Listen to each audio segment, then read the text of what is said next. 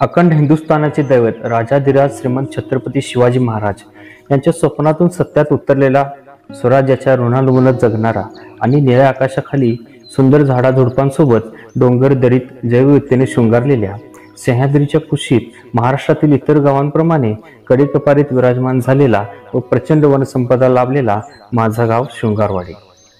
स्वच्छता व एकात्मतेच्या झुल्यात झुलत असलेले गाव बघताना व स्वीकारताना खूपच अभिमान वाटतो. गावच्या विषयावर पाय ठेवताच लक्ष वेधलं जातं ते देदीप्यमान शृंगारवाडीच्या सौंदर्याकडे. माझा गाव तसा लहानसा, साधारणतः 700 ते 800 पर्यंत लोकसंख्या व 150 घरं. बरीचशी घरं तशी मातीत बनलेली व कौलावरच आहेत. क्वचितच सिमेंट वाळूतील पक्क घरं असतील. गावच्या विषयावर प्रवेश करताना सुरुवातीलाच प्रवेशद्वार व श्री विठ्ठल रखुमाईचे मंदिर उभे आहे. या मंदिराचं वैशिष्ट्य म्हणजे पुजारी काका यांनी स्वतःच्या जागेत स्वतः लोकवर्गणी जमा करून व भक्तांच्या सहकार्यातून उभं केलेलं मंदिर. या मंदिरामागे दरवर्षी हरिनाम सप्ताह अगदी उत्साहात होत असतो. मंदिरातील महाप्रसाद एक वेगळाच आशीर्वाद देऊन जातो की परमेश्वराचे नामस्मरण व कर्म करत राहा, नक्की विसावा मिळणारच. रामकृष्ण हरी म्हणत पुढे निघालात की तांबड्या मातीतून काळ्याभोर रस्त्यावरून विडी वाकडी वळण घेत डाव्या बाजूला आपण पोचतो सरळ स्वर्गरूपी गावठाणात. गावाची सुरुवात तर केली हरिनामाने, पण गावठाणात गाव श्रीपाद वल्लभ दिगंबरा. श्री दत्तपंत भक्तांच्या भावभक्तीतून प्रतिष्ठापना झालेले श्री दत्त संप्रदायाच्या दत्त मंदिराचे दर्शन घडते व चैतन्याने मन भरून वाहू लागते. शेजारीच भव्य क्रीडांगण नजरेत येते, ते म्हणजे बालगोपाळ तरुण वृद्धांचे मन मिळावू ठिकाण. या क्रीडांगणामध्ये सांस्कृतिक सामाजिक कार्यक्रम होत असतातच, पण त्याचबरोबर घडतात ते प्रो कबड्डी व देश पातळीपर्यंत मजल मारणारे दिग्गज खेळाडू. तसे खेळाडू खूप नाव घ्यावी तेवढीच थोडी.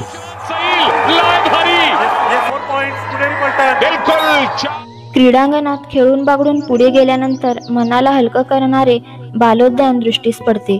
शेजारीच लहान मुलांना व्यायामाची आवड निर्माण व्हावी म्हणून निर्माण केलेली खुली व्यायामशाळा ही बहुतांशी आरोग्यदायिनी म्हणूनच काम करते.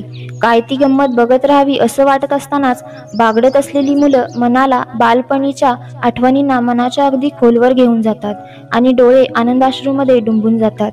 थोडीशी थबकलेली पावले वाट धरतात पुढची, तेव्हा उंच मनोरा घेऊन स्थिर झालेली व सतत कार्यरत असलेली स्वच्छ सुंदर पाण्याची टाकी सन 2001 सालच्या अगोदरच्या पाणी टंचाईची सहानुभूती दर्शवते. पाण्याचे 2 घोट घेत घेत सरकत जावं असं वाटतं, तेव्हा चिमुकली रडताना ऐकायला येतात, किलबिलाटच जणू पक्ष्यांचाच. ती आमच्या गावची अप्रतिम अविस्मरणीय अंगणवाडी जवळ आलेली असते. अंगणवाडी म्हणजे हसत खेळत प्रत्येकाने रममान व्हावं असं एक आपलं घरच. गावात आरोग्य केंद्र सुविधा नसल्याने लहान बाळ व माता यांच्या लसीकरण किंवा अन्य उपयुक्तता जाणून घेऊन अंगणवाडीत महाराष्ट्रातील पहिली हिरकणी कक्ष बनवण्यात आला. चिमुरड्यांचा गोंधळ व बालपण बघून पैसा कमवण्याचा मोह विसरून जातो आणि मनाला वाटते काश वो दिन भी यही थम जाते.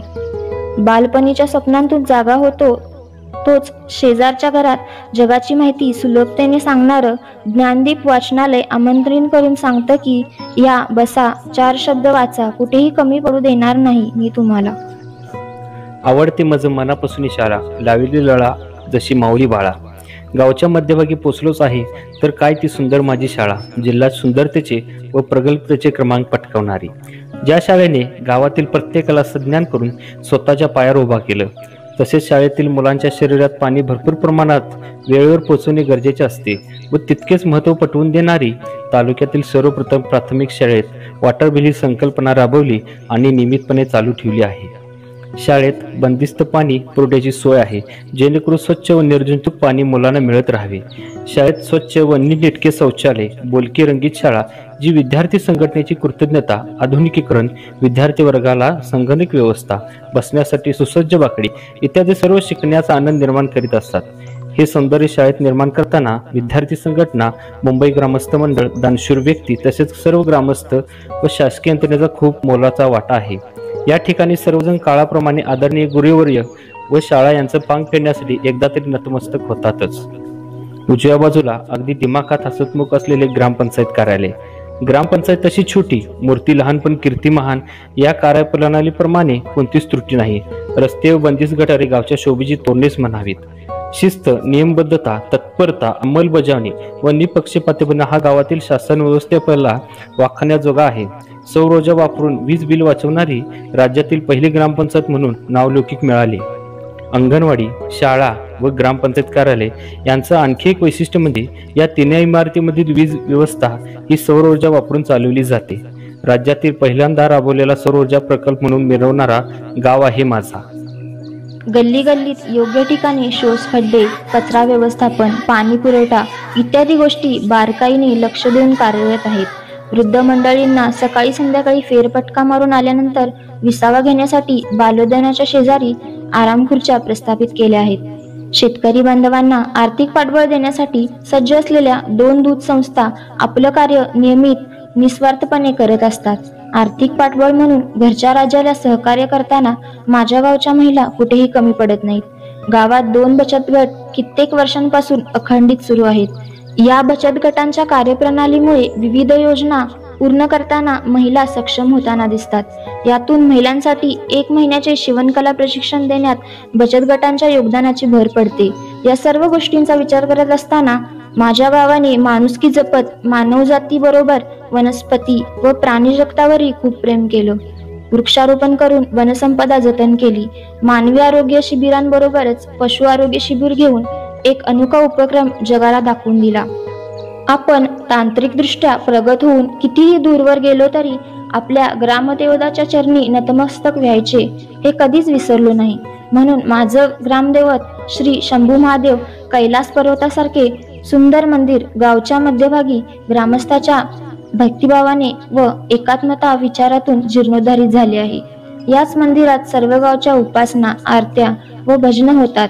महाशिवरात्रीला मोठा उत्सव साजरा केला जातो. शेजारीच श्री हनुमान मंदिर ग्रामस्थ मंडळ मुंबई यांच्या भक्तिरूपी संकल्पना घेऊन जीर्णोद्धारित झाले आहे. प्रत्येक वर्षी हनुमान जयंती मोठ्या उत्साहाने साजरी होत असते. प्रत्येक वर्षी श्री चाळोबा देव व मरगुबाई देवीची यात्रा भक्तिभावाने पार पडते. सार्वजनिक गणेशोत्सव दरवर्षी उत्साहाने साजरा केला जातो, ज्यामुळे अनेक लेखकांना, कलाकारांना, खेळाडूंना प्रोत्साहन देण्यासाठी विविध स्पर्धांचे आयोजन केले जाते. छत्रपती शिवाजी महाराज यांची जयंती पण अगदी ढोलताशांच्या गजरात उत्साहाने पार पडते. श्री दत्त सांप्रदायिक दत्त मंदिरामध्ये दरवर्षी दत्त जयंती मोठ्या उत्साहाने साजरी होते. संत निरंकार संप्रदाय दरवर्षी आपल्या विविधतेने आपले अमूल्य विचार समाजाला उपयोगी ठरेल म्हणून सत्संगामध्ये सादर करून समाज सुधारणेचे कार्य करत आहेत. गावात परमार्थ सर्वत्र सामावलेला आहे. वारकरी संप्रदाय भजन कीर्तन, दत्त संप्रदाय अवधूत गाथा व पंत महाराजांच्या गाथा, धननिरंकारी संप्रदाय विचारांचे सबलीकरण असे सर्व मिळून वेळोवेळी परमार्थ दर्शन घडवून देतात. श्री महालक्ष्मी देवीची यात्रा दर 13 वर्षांनी होते. या यात्रेला शेजारच्या 3-4 तालुक्यातील पाहुण्यांची व मित्र परिवाराची उपस्थिती अगदी आग्रहाची व हक्काची असते. यातूनच आपुलकीचे दर्शन घडते व नाते आयुष्यभर सोबत राहते. गावच्या पूर्वेला हिरवागार शिवार, भात, ऊस, नाचणी, भुईमुग अशा अनेक पिकांचे संगोपन करत गावातील लोकांना आधार देत आला आहे. जवळून वाहणारी तारोळ नावाची नदी जी पावसाळ्यानंतर शेत शिवार हिरवगार ठेवते. ही नदी गावाला लाभलेले वरदानच आहे. तशीच गावात पाणी पुरवठा करणारी व पाझर तलावाच्या छत्रछायेखाली विसावलेली विहीर 12 महिने सेवा बजावत असते. पलीकडे जंगल साधन संपत्ती ती वनराईचं, जी ग्रामस्थांना शेतीपूरक कामात मदत करायला मोलाचा हात पुढे करत असते. पश्चिमेला अगदी कडेला गावठाणाच्या बाहेर स्वर्ग सुखाचे प्रमाणपत्र प्राप्त झालेला गुणीजनांना अखेरचा निरोप देण्यासाठी बांधलेले अत्याधुनिक वैकुंठ धाम. पश्चिमेला गावाचा कायापलट करणारा व 12 महिने आधारस्तंभ असलेला पाझर तलाव शांत व गार हवेबरोबर गप्पा मारतो आहे. ज्या तलावाने गावात प्रवेश केला अन प्रगतीचा आलेख चढतच ठेवला, तो आज ताग्यात कधीच घसरू दिला नाही. माझ्या गावाचं महात्म्य सांगावं तितकंच थोडं, ऐकून नवलं गावाचं सर्वांना लागेल हो वेड. या ओळीप्रमाणे माझा गाव थोडासा वेगळा आहे. माझ्या गावची व्यथा व कथा मांडाची तर खूपच आहे, पण थोडक्यात सादरीकरण. माझा गाव तसा अगदीच गरिबीच्या झळा सहन करत वाटचाल करून स्थिरावर झालेला. खूप काही वर्षापूर्वी गावची परिस्थिती तशी खूप नाजूकच होती. शिक्षण व्यवस्था अगदी 4थी पर्यंतच. पायपीट करत 5-5 किलोमीटर ये जा करून कंटाळवाण्या वातावरणात ऊन वारा पाऊस झेलत पुढील शिक्षण घेऊन परिस्थितीवर मात करण्याची क्षमता माझ्या गावाने पाहिली. साक्षर अभियान इत्यादीमधून शिक्षण घेऊन लोकांनी उत्स्फूर्तपणे आपलं आयुष्य सज्ञान बनवलं. पाणी हा गावातील सर्वात मोठा प्रश्न होता. शेजारच्या गावातून 3-4 किलोमीटरचा प्रवास करत लहान मुलांपासून ते अगदी म्हातारी माणसं प्रत्येक व्यक्ती पाण्यासाठी रात्रंदिवस कंदील, बैलगाडी, सायकली घेऊन तर कोणी पायपीट करत पळताना दिसायचे. अशा परिस्थितीत शेती व शेतीपूरक दूध व्यवसाय तसेच पक्षी पालन करणे प्रत्येकासाठी एक घनप्रश्नच बनला होता. स्वतःबरोबर गावचा विकास दर वाढवणे शक्य नव्हतेच. अशा परिस्थितीत बरेच लोक मोठ्या संख्येने शहरात कामानिमित्त जाणे पसंत करायचे. प्रत्येक गोष्ट ही कुणावर तरी अवलंबून असायची. रेशन दुकान, घासलेट, अन्य जीवनावश्यक गोष्टींसाठी इतर गावात जावे लागत असे. साधारण विचार केला तर कोणत्याही गावदावर प्रतिनिधीची सही पाहिजे असेल तर 3-4 हेलपाटे तरी मारावे लागत असत शेजारच्या गावात. पाणी प्रश्नामुळे तर एखादी मुलगी लग्न करून गावात येणे म्हणजे त्या काळातील गावातील मुलांसाठी चांगलीच दमछाक व्हायची. एवढे हाल होते माझ्या गावचे.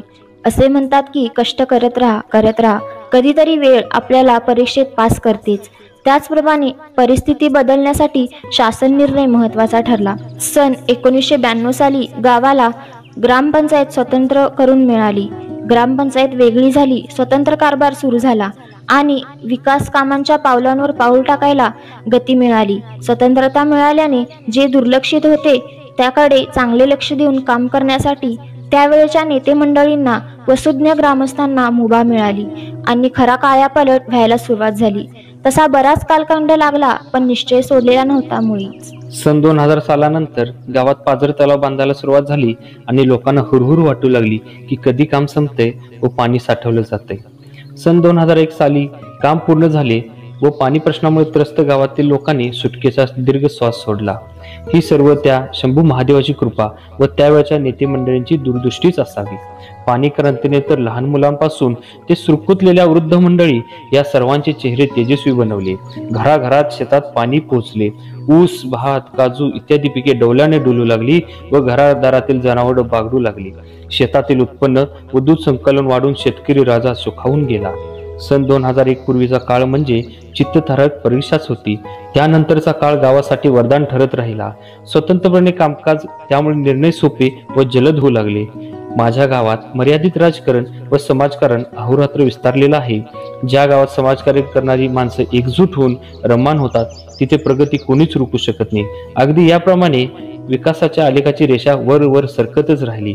निर्मल ग्राम पुरस्कार, तंटामुक्त पुरस्कार, संत गाडगेबाबा ग्राम स्वच्छता अभियानात तालुक्यात द्वितीय, जिल्ह्यात प्रथम, पुणे विभागात तृतीय असं सलग 2 वर्ष येण्याचा मान ग्रामपंचायतीने पटकावला. त्याचबरोबर ग्रामपंचायत आयुष्य मानांकन, यशवंत सरपंच व उत्कृष्ट ग्रामपंचायत पुरस्कारानेही सन्मानित करण्यात आलेले आहे. या अभियानातून ग्रामपंचायतीला 35 लाख रुपये बक्षीस रुपये मिळाले. निर्मल ग्राम, हागणदारी मुक्त गाव, तंटामुक्त गाव, संत गाडगेबाबा ग्राम स्वच्छता अभियान, स्मार्ट ग्राम अशा अनेक शासकीय स्पर्धांमध्ये गावाने हिरिरीने सहभाग घेतला. गावचा एकोपा यासाठी खूपच मोलाचा ठरला. एकोपा म्हणजे काय तर पूर्वजांची पुण्याईच म्हणावी लागेल. प्रगतीच्या शिखरावर पोहोचणे तसे अवघडच होते. प्रयत्नांची पराकाष्ठा काय असते हे यातून खूपदा सिद्ध होते. या प्रयत्नांना साजेसं कर्तृत्व करणारी युवक व युवतींची तरुण पिढी आज माझ्या गावात भरगच्च कार्य करत आहे. हाच तरुणांचा आधार गावातील विकास कामांच्या सर्वोच्च स्थानी वाट्याला येतो. गावातील प्रत्येकाने दिलेली साथ एवढी जबरदस्त होती की गावाचे नाव राज्याच्या कानाकोपऱ्यामध्ये ढोल वाजवू लागले. आजूबाजूच्या गावातील लोकांचा शृंगारवाडीविषयी दृष्टिकोन बदलत गेला आणि शेजारच्या गावाबरोबरच लांबवरून माझ्या गावच्या भेटीसाठी सहली निघू लागल्या. पुणे विभागीय उपायुक्त, मुख्य कार्यकारी व उपमुख्य कार्यकारी अधिकारी, जिल्हा परिषद कोल्हापूर तसेच तालुका स्तरावरील सर्व पदाधिकारी यांचे गावातील तपासणीसाठी पदस्पर्श झालेच. त्याचबरोबर कौतुक करायला व सौंदर्य पाहायला आलेले कागल, पन्हाळा, बुदरगड, राधानगरी आणि कोळिंद्रे जिल्हा परिषद मतदारसंघ आजरा या तालुक्यातील सर्व ग्रामसेवक व सरपंच यांनी तर माझ्या गावाला डोक्यावरच घेतले. पाहुणचार हा प्रत्येकाच्या नसानसात भिनलेला होता. आलेले प्रत्येक पाहुणे मनसोक्त आनंद लुटायचे. माझ्या गावाला अगदी डोळ्यात साठवून घ्यायचे आणि निघताना पाय थबकलेले घेऊन हळवार पाय उचलत निरोप घ्यायचे. माझं गाव शृंगारवाडी हे आदर्श गाव बनले. या गावाला नावरूपाला आणण्यासाठी गावातील प्रत्येकाने गावावर नितांत प्रेम केलं. ज्यावेळी नितांत प्रेम वाहू लागले त्याच वेळी सुखद अर्थाने गाव जुळायला सुरुवात झाली. युवक युवती यांनी तर गावाला उभं करण्यासाठी कसलीच पर्वा केली नाही. फक्त एकच उद्देश की माझा गाव हा कोणत्याही क्षेत्रात असो देश पातळीपर्यंत मजर मारतच राहिला पाहिजे. ही एकच उत्कंठा मनाशी बांधून युवक युवती, स्त्री पुरुष, वयोवृद्ध, ग्रामपंचायत पदाधिकारी या सर्वांनी एक वज्रमूठ तयार करून कामाला लागले. अगदी सुरुवातीला पाहिलेलं गाव आणि आता निर्माण झालेलं गाव, माझा गाव बघताना मनात विचार डोकवतात की किती परिश्रम दिले असतील या गावातील माणसांनी. हे सर्व श्रेय देत असताना बोट अलगत वळतात ती नुकतीच रुजू झालेले ग्रामपंचायतीमधील ग्रामसेवक, शासकीय पदाधिकारी, शिक्षक वर्ग, सेवा संस्था, दूध संस्था, विद्यार्थी संघटना, श्री गणेश मंडळ, नेते मंडळी, दानशूर व्यक्ती, युवक युवतीपासून ते वडीलधारी ग्रामस्थ व ग्रामपंचायत यांच्याकडे या सर्वांनी आभाराचे रूपांतर परकष्टामध्ये करून कृतज्ञता व्यक्त केली. या सर्वांचे अभिनंदन व आभार व्यक्त करायला माझा गाव कुठेच कमी पडला नाही. जमेल तसं कतूल करत परोपकार, ऋणानुबंध, एकात्मता व माणूसपण जपत जपत मिळालेल्या बक्षीस रकमेतून गटार बांधणे, पाणी पुरवठा, आरोग्य व्यवस्था सुधारणे अशा अनेक सुधारणा करत करत शासनाच्या मदतीची वाट न पाहता कष्टाचे सोने करून माझा गाव आत्मनिर्भर बनला. कोरोना महामारीने तर गाव मेटाकुटीस आले होते. कोण आपलं कोण परक ओळखणं पण अवघड जात होते. सर्वांचेच मन खिन्न होते. काय करावं, जगात काय चाललंय आणि आपण कसे निभावणार हा सगळा संभ्रम शहरातील लोकांना कसं सांभाळून घ्यायला पाहिजेत असे नानाविध प्रश्न तांडव करत होते. पण माझ्या गावात माणूस पण जागं होतं ते कुठेच कमी पडलं नाही. ज्यावेळी आधार व नियोजन गरजेचे असते त्यावेळीच माणूस पण कामाला आले. गाव माझा प्रत्येक संकटात इतरांच्या मदतीला धावत राहिला. पूर असो किंवा इतर कोणत्याही संकटातून मार्ग काढत व मार्ग दाखवत रुबाबात जगतो आहे माझा गाव शृंगारवाडी. असा हा माझा आदर्श गाव शृंगारवाडी दिवसेंदिवस उज्ज्वल भविष्याची ज्योत घेऊन हिंदुस्थानात प्रगतीचा मानबिंदू राहावा ही शंभू महादेवाच्या चरणी प्रार्थना. धन्यवाद.